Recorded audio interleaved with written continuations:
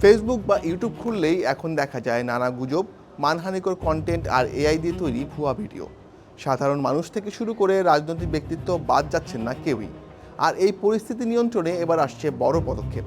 সামাজিক যোগাযোগ মাধ্যমে ছড়ানো অপপ্রচার ও এআই প্রযুক্তির অপব্যবহার ঠেকাতে সাইবার সুরক্ষা আইন সংশোধনের উদ্যোগ নেওয়া হয়েছে। কিন্তু এই আইনের মাধ্যমে কি সত্যিই সাইবার অপরাধ কমবে, নাকি এটি ভিন্নমত দমনেরও হাতিয়ার হবে? আজকে জানবো নতুন এই উদ্যোগের খুঁটিনাটি।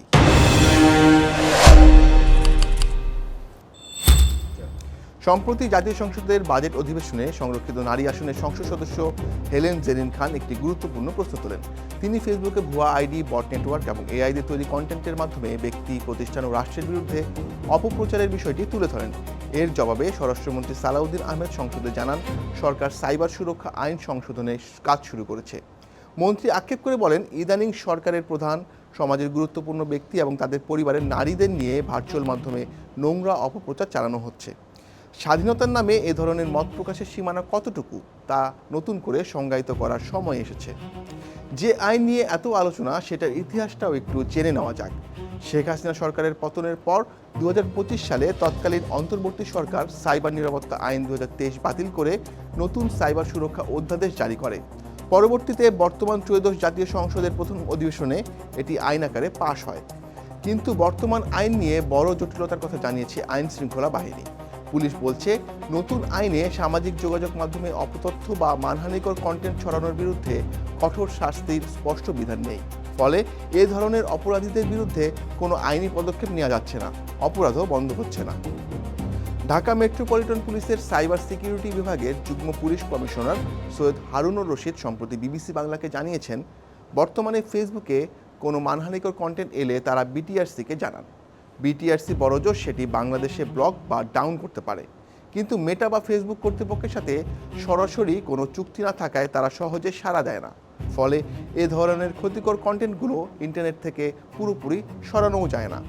সাইবার বিশেষজ্ঞরা বলছেন, চাইল্ড পর্নোগ্রাফি বা জঙ্গিবাদের মতো অপরাধের ক্ষেত্রে মেটা দ্রুত ব্যবস্থা নিলেও অন্য কন্টেন্ট সরাতে চায় না।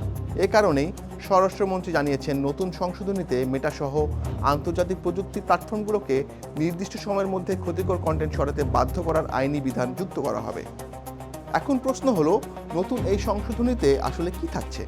প্রথমত, সামাজিক যোগাযোগ মাধ্যম এবং অনলাইন ভিত্তিক সব প্ল্যাটফর্মকে অন্তর্ভুক্ত করে সাইবার স্পেসের নতুন সংজ্ঞা নির্ধারণ করা হচ্ছে।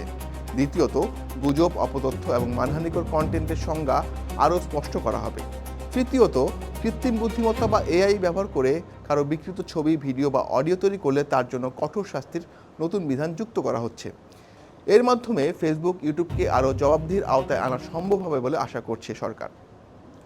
তবে এই আইন সংশোধন নিয়ে সাইবার নিরাপত্তা বিশ্লেষকদের মনে বড় কিছু প্রশ্ন ও আশঙ্কাও তৈরি হয়েছে। বিশেষজ্ঞরা বলছেন, মেটার সাথে কোনো দেশের অপরাধ সংক্রান্ত তথ্য আদান প্রদানের ক্ষেত্রে অ্যামলেট বা মিউচুয়াল লিগ্যাল অ্যাসিস্ট্যান্স ট্রিটি নামে এক ধরনের চুক্তি থাকে। বাংলাদেশ সরকার এই আইন পাশের পর মেটার সাথে চুক্তি করলেও রাজনৈতিক কন্টেন্ট সরানোর ব্যাপারে মেটা হয়তো তাদের নিজস্ব নীতিমালার কারণে রাজি নাও হতে পারে। ঢাকা বিশ্ববিদ্যালয়ের অধ্যাপক BM মইনুল হোসেন সতর্ক করে বলেছেন, বাংলাদেশে প্রায় দেখা যায় বিরোধী দল বা ভিন্নমত দমানোর জন্য এ ধরনের আইনের অপব্যবহার করা হয়। এতে সাধারণ ব্যবহারকারীদের গোপনীয়তাও লঙ্ঘন হতে পারে। তাই গুজব বন্ধের পাশাপাশি এই আইনের রাজনৈতিক অপব্যবহার বন্ধের নিশ্চয়তাও সরকারকেই দিতে হবে। সাইবার স্পেসকে নিরাপদ রাখা এবং এআই এর অপব্যবহার রোধ করা নিঃসন্দেহে সময়ের দাবি। তবে আইনটি যেন নাগরিকের সাধারণ মত প্রকাশের স্বাধীনতা কেড়ে না নেয়, সেটাই এখন সবচেয়ে বড় চ্যালেঞ্জ।